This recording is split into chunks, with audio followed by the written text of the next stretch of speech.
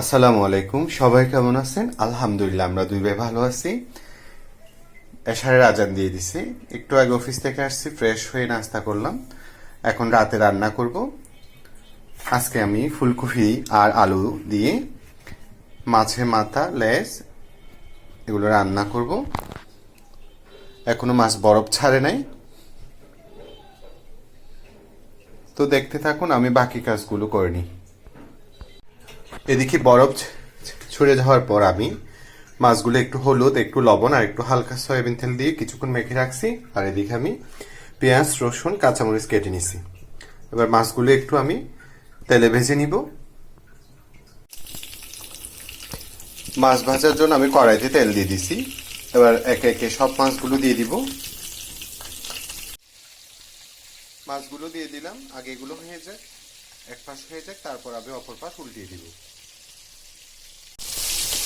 এক পাশ হয়ে যাওয়ার পর আমি অপর পাশ উল্টিয়ে দিচ্ছি।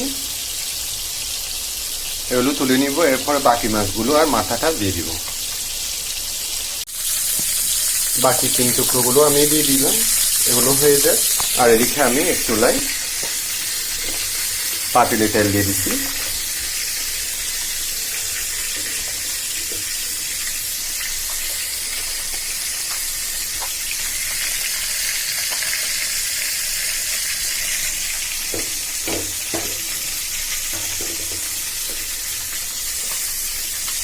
এবার আমি কেটে রাখা পেঁয়াজ, রসুন, কাঁচামরিচ দিয়ে দিচ্ছি। বিসমিল্লাহ।